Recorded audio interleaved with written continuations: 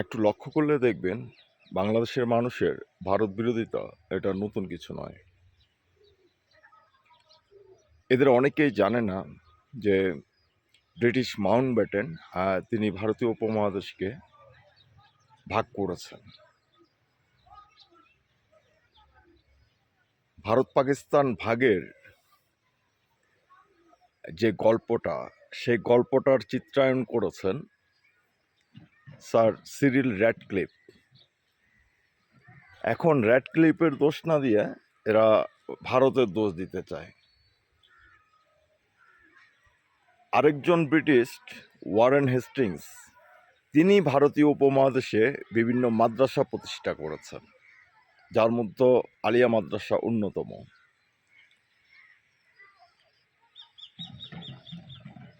এখন এই যে ভারত ভাগ হলো এবং জিন্না তিনি দ্বিজাতি তত্ত্বের ভিত্তিতে পাকিস্তানকে ভাগ করলেন, তো সব দোষ কি আসলে ভারতের উপর?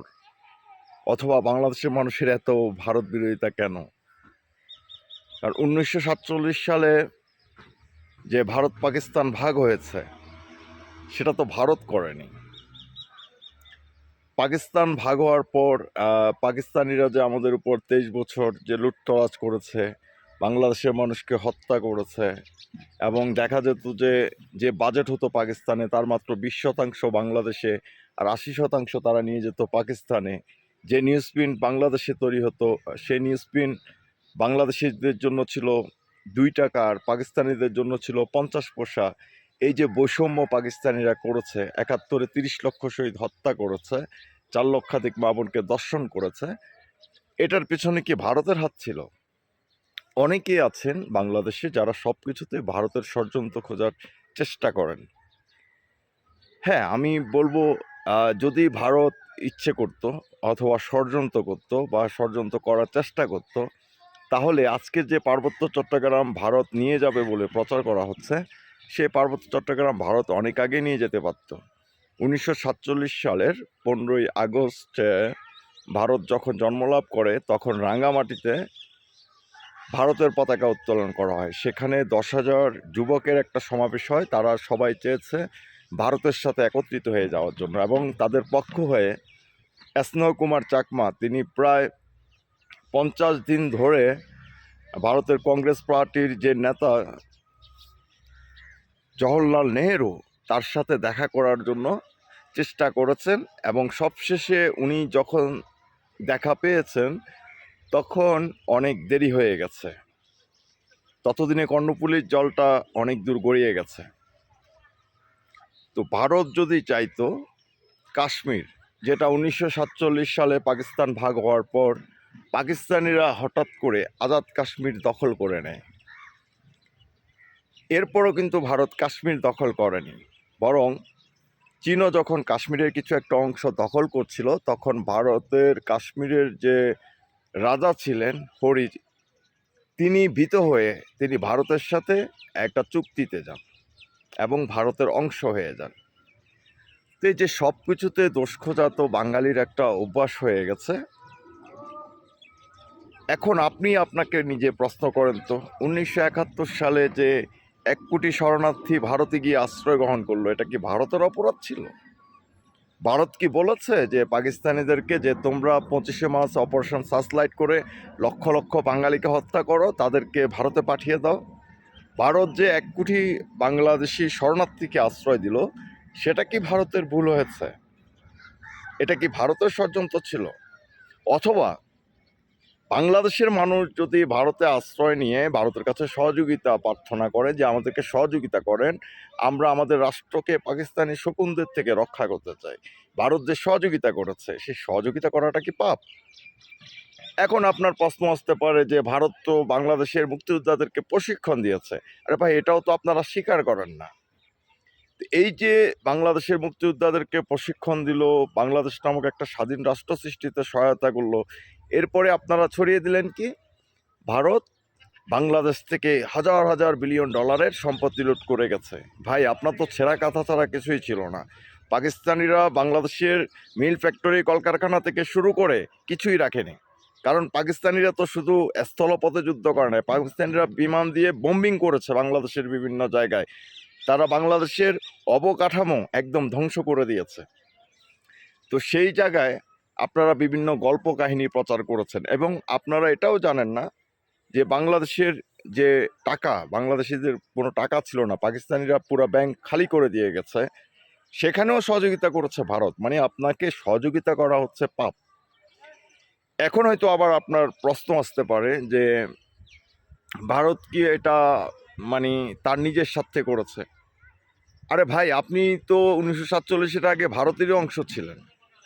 বাংলাদেশ তো বিচ্ছিন্ন কোনো দ্বীপ ছিল না, বাংলাদেশ ভারতীয় উপমহাদেশের অংশ ছিল, পাকিস্তান ভারতীয় উপমহাদেশের অংশ ছিল। তাহলে ভারত আপনাকে নিয়ে ষড়যন্ত্র করবে কেন? আপনার জন্মটা কখন? বাংলাদেশের জন্ম তো হচ্ছে 1971 সালে। পাকিস্তানের জন্ম কখন? 1947 সালে। এর আগে তো পাকিস্তান ছিল না, সব তো ভারতের অংশ ছিল। ক্ষতি যদি হওয়ার থাকে ভারতের হয়েছে। এখন এত ভারত বিরোধিতা কেন? আপনি যদি নিজে চিন্তা করে দেখেন, বাংলাদেশের বিভিন্ন সরকার বিভিন্ন সময়ে ভারতের সাথে বিভিন্ন ধরনের চুক্তি করেছে। ইভেন আপনারা দেখেছেন যে খালেদা জিয়া পর্যন্ত, সরকার পর্যন্ত গঙ্গার পানি চুক্তি করতে চেয়েছে, কিন্তু ব্যর্থ হয়েছে। এরশাদ চেয়েছে, ব্যর্থ হয়েছে। শেখ হাসিনা সফল হয়েছে। এখন শেখ হাসিনা কেন গঙ্গার পানি চুক্তি করতে সফল হলো, সেটাও দোষ হয়ে গেছে। সেখানেও আওয়ামী লীগ এবং ভারতের ষড়যন্ত্র খোঁজার চেষ্টা করে। ভাই, আপনি সফল হতে পারেন না, এটা আপনার ব্যর্থতা। এরপরে 1972 সালে ইন্দিরা মুজিব চুক্তি হলো। ইন্দিরা মুজিব চুক্তি হওয়ার পরে বাংলাদেশের মৌলবাদীরা বলার চেষ্টা করলো যে ইন্দিরা মুজিব চুক্তির ফলে শেখ মুজিব ভারতের কাছে বাংলাদেশটাকে বিক্রি করে দিয়েছেন। আমার প্রশ্ন হচ্ছে, শেখ মুজিব যদি 1972 সালের ইন্দিরা মুজিব চুক্তির কারণে বাংলাদেশকে ভারতের কাছে বিক্রি করে দিয়ে থাকেন, তাহলে বঙ্গবন্ধুকে হত্যা করে যে খুনি মোস্তাক, জিয়া, এরপর এরশাদ, এরপরে খালেদা জিয়া, এরপরে আবার বিএনপি জামাত জোট সরকার ক্ষমতা এসেছে, তারা ইন্দিরা মুজিব চুক্তি বাতিল করে না কেন? তারা কেন বাংলাদেশকে ভারতের দখল মুক্ত করে না? এটাকে আপনাদের মনে প্রশ্ন থাকে না?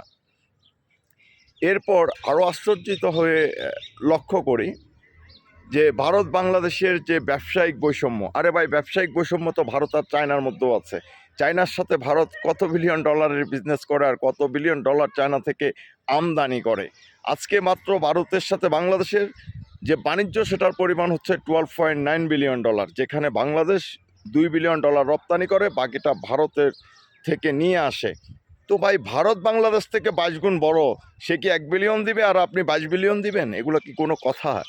এই যে আহম্মকি মার্কা কথাগুলো বাংলাদেশে প্রচার করে ভারত বিরোধী প্রপাগান্ডা ছড়িয়ে এক শ্রেণীর মানুষ আছে, আহম্মক আছে, পিনাকি মার্কা, ইলিয়াস মার্কা কিছু আহম্মক আছে, এরা মজা লুটতে চায়। কারণ বাংলাদেশি মানুষের মগজে ধর্ম এমনভাবে ঢুকে গেছে যে এদের বেশিরভাগই হচ্ছে আহম্মক। কেন আহম্মক বলছি? আপনি দেখেন, ভারতীয়রা কিন্তু ভারত মহাসাগর পাড়ে দিয়ে আরব দখল করতে যায়নি, বরং 7ম শতাব্দীতে এই আরবের বণিকেরা তারা মশলার জন্য ভারতে এসেছে। তাহলে ভারতের অপরাধটা কি? ভারতের হিন্দুরা কি আরব দখল করতে গেছিল? না আরব থেকে মুসলমানরা আসছে ভারতীয় উপমহাদেশ দখল করার জন্য? এই যে 1100 শতাব্দীতে আপনার গজনী, তারপরে আপনার গৌরী, যে মোগলরা আইসা যে ভারতীয় উপমহাদেশ দখল করলো, এবং আওরঙ্গজেবের মতো মোগল সম্রাট লক্ষ হিন্দুকে হত্যা করলো দিল্লিতে। এই যে তুর্কি থেকে মুসলমানরা এসে ভারতে হত্যালীলা চালালো, ভারতের হিন্দুরা কি তুর্কিতে গেছে হত্যা করার জন্য, অথবা ভারতের হিন্দুরা কি সৌদি আরব গেছে হত্যা করার জন্য? তাহলে আপনি তাদেরকে কি হিসাবে দোষী করেন? ইভেন এখনও দেখা যায় যে বাংলাদেশের এক শ্রেণীর উন্মাদ আছে যারা গজওয়াতুল হিন্দ বলে ভারত দখলের স্বপ্ন দেখে। ভাই রে ভাই, ভারতের মানুষের একটাই অপরাধ কি? ভারত একটা হিন্দু রাষ্ট্র। কিন্তু আপনি কি জানেন ভারতের প্রায় 20% উপরে আছে মুসলমান? পৃথিবীর সবচেয়ে বেশি মসজিদ হচ্ছে ভারতে। আপনি কি জানেন যে পৃথিবীর দ্বিতীয় মুসলিম সর্ববৃহৎ দেশ হচ্ছে ভারত?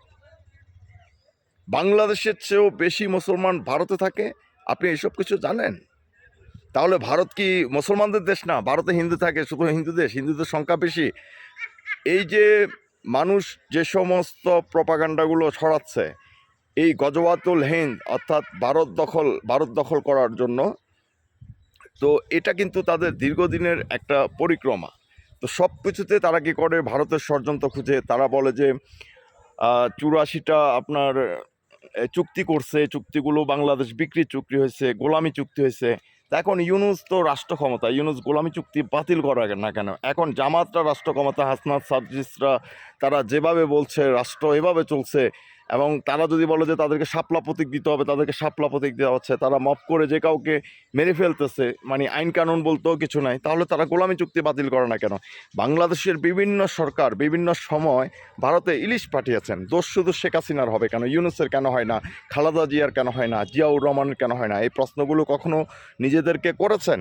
ভারত আপনাকে গঙ্গার পানির বন্টন দিয়েছে, গঙ্গার পানি দিয়েছে, তিস্তার পানি কেন দেয় নাই? এটা তো ভারতের বিষয়। আপনি ভারতকে ফেনী নদীর হিস্সা যেমন দিয়েছেন, আরেকটা নদী আছে সেই নদীতে কি আপনি ভারতকে হিস্সা দিয়েছেন? দেন নাই তো। ভারতের সাথে পৃথিবীর বিভিন্ন দেশের সাথে সীমান্ত সমস্যা থাকতে পারে, ভারতের সাথে বাংলাদেশের সীমান্ত সমস্যা আছে, কিন্তু তার মানে তো এটা না যে আপনি একটা দেশকে আপনার শত্রুই বানিয়ে ফেলবেন। আপনার সাথে কি ভারত যুদ্ধ করেছে? ভারত কি যুদ্ধ করে বাংলাদেশের কোনো অঞ্চল দখল করেছে? অথবা ভারত কি পাকিস্তানিদের মতো লক্ষ লক্ষ বাঙালিদেরকে হত্যা করেছে? আজকে পার্বত্য চট্টগ্রামে আদিবাসী নারীকে ধর্ষণ করা হয়, ধর্ষণ করার পরে সেখানে আবার সেনাবাহিনী দিয়ে বাঙালিদের সাম্প্রদায়িকতা সৃষ্টি করে সেখানে পাহাড়িদেরকে হত্যা করে আবার বলা হয় এটা ভারতীয় ষড়যন্ত্র। তো এভাবে আপনারা কতদিন বাঁচবেন? এই যে মিথ্যা প্রপাগান্ডাগুলো ছড়িয়ে আপনারা কতদিন রক্ষা পাবেন? আজকে শুধু তাই নয়, এরপরে বলা হয়েছে কি যে ভারত বাংলাদেশের অর্থনীতিকে ধ্বংস করছে। বাংলাদেশের অর্থনীতিকে ভারত ধ্বংস করছে না বাংলাদেশের মানুষ ধ্বংস করছে? কেন আজকে ইউনূস ক্ষমতায় বাংলাদেশের মিল কারখানা ফ্যাক্টরিগুলো বন্ধ হয়ে যাচ্ছে? আজকেও দেখলাম প্রায় 30টার মতো মিল ফ্যাক্টরি বন্ধ হয়ে যাচ্ছে, প্রায় লক্ষ শ্রমিকের মতো মানুষ বেকার হয়ে যাচ্ছে। পৃথিবীর বিভিন্ন দেশ যে ভিসা বাংলাদেশের জন্য বন্ধ করে দিয়েছে, এটাও কি ভারতের দোষ? বাংলাদেশের যে 1 কোটি মানুষ ভারতে চিকিৎসার জন্য যায় প্রতি বছর, এবং বিভিন্ন ভ্রমণ বিভিন্নভাবে ভারতে যায় 1 কোটি মানুষ, এটাও কি ভারতের দোষ? অথবা আপনি আপনি ভারতের সাথে ব্যবসা বাণিজ্য করবেন, আপনি ভারত থেকে চাল আমদেন, ভারত কেন আপনাকে চাল দিচ্ছে না? ভারত কেন আপনাকে চাল দিবে? অথবা ভারত কেন আপনাকে ট্রান্সশিপমেন্ট সুবিধা দিবে অথবা দিবে না? এগুলো সব কিছু তো তাদের উপর। এই যে বেশি ভকভক করা বাঙালিদের জন্য আজকে ভারত তাদের ট্রান্সশিপমেন্ট সুবিধা বাতিল করে দিয়েছে। অর্থাৎ ভারতের উপর দিয়ে নেপাল, ভুটানে আপনি বিজনেস করতে পারবেন না। ভারত বাংলাদেশের সাথে ট্রানজিট চুক্তিকে স্থগিত করেছে। ভারত বাংলাদেশের যে রেল যোগাযোগ ব্যবস্থায় যে ভারত সেই 1971 সাল থেকে যুক্ত ছিল, আজকে তারা বাংলাদেশের সাথে সেই চুক্তি স্থগিত করেছে, বাতিল করেছে। ক্ষতিটা কার হচ্ছে? কাদের রিজার্ভ কমতেছে? কাদের জিডিপি কমতেছে? কাদের প্রবৃদ্ধি কমতেছে? আজকে ইউনূস ক্ষমতায় কেন বাংলাদেশের মানুষ হাহাকার করছে? ভারত আপনাদের শত্রু, ভারত আপনার সাথে বিজনেস করবে না, সম্পর্ক রাখবে না, ভিসা দিবে না, এটা ভারতের বিষয়। ভারতকে আপনি বাদ দেন, ভারতের সাথে বিজনেস করার দরকার নেই। কিন্তু আপনি কান্না করতেছেন কেন? আপনাদেরকে কেন কান্না করতে হয়? ভারত আমাদেরকে চাল দিচ্ছে না, ভারত কেন আপনাদেরকে দিবে? ভারত পেঁয়াজ রপ্তানি বন্ধ করে দিলে কেন আপনাদের কান্নাকাটা চলে যায়? ভারত কেন আপনাদেরকে পেঁয়াজ দিয়ে আপনাদের গালি শুনবে? এসব কি আপনারা কখনো ভেবে দেখেছেন? হ্যাঁ, তারা কি হিন্দু? মানে হিন্দু হয়ে জন্মগ্রহণ করা কি পাপ হয়ে গেছে? আপনার প্রতিবেশী রাষ্ট্র যদি হিন্দু না হয়ে আজকে যদি মুসলমান হতো ভারতের মানুষ, তাহলে তো ভারতের অপরাধ হতো না। মানে ভারত এটা একটা রাষ্ট্র, এটার একমাত্র অপরাধ হচ্ছে এই দেশের বেশিরভাগ মানুষ হচ্ছে হিন্দু, আর কোনো বিষয় না। আরে বেটা, ভারত চাইলে তো 1965 সালের 5ই সেপ্টেম্বর যখন পাকিস্তানিরা ভারত পাকিস্তান যুদ্ধে বাংলাদেশ থেকে সকল সেনাবাহিনী নিয়ে পাকিস্তান চলে গেছে, তখনই তো ভারত চাইলে বাংলাদেশকে দখল করে ফেলতে পারতো। বাংলাদেশকে দখল করা ভারতের জন্য বিশেষ কিছু না। এই যে ভারত দখল করে ফেলবে, ভারত খেয়ে ফেলবে, এই জুজুর ভয় দেখিয়ে বারবার ক্ষমতায় যাওয়া, মিথ্যা প্রপাগান্ডা, অযোগ্য মানুষদেরকে রাষ্ট্র ক্ষমতায় বসিয়ে দেওয়া, এভাবে কতদিন? এভাবে কতদিন আপনি নিজেকে সেটা প্রশ্ন করেছেন? আজকের ভারত কোথায় চলে গেছে? বাংলাদেশ কোথায়? বাংলাদেশ তো পাকিস্তানের পথ ধরেছে। কয়দিন পরে দেখবেন যে দেশের যেটা রিজার্ভ আছে সেটাও পিছনে বেঁধে, গ্রামীণ ব্যাংকের পিছনে বেঁধে সেটা আমেরিকায় চলে যাবে। আজকে যে বাংলাদেশের ডিপ স্টেটের যে চক্রান্ত শুরু হয়েছে, ষড়যন্ত্র শুরু হয়েছে, সেটাও কি ভারত করতেছে? আরে ভাই, ভারতের সেন্ট মার্টির দরকার নাই তো। ভারতের কালাদান প্রজেক্ট আছে মায়ানমারের চিতই বন্দরের সাথে। ভারতে আপনাদের দরকার নেই, আপনাদের ছাড়াও ভারত চলতে পারবে। ভারতের বঙ্গোপসাগর আরও 7টা সমুদ্র বন্দর আছে, ভারতের বিকল্প রাস্তা আছে।